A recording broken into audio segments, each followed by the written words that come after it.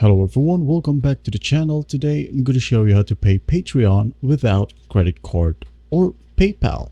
Now, as you can see here, the only option here on patreon.com is only credit or debit card or PayPal. Now, if you don't have these options or just refuse to pay using this particular payment methods, the only option left for you is to simply create a virtual credit card.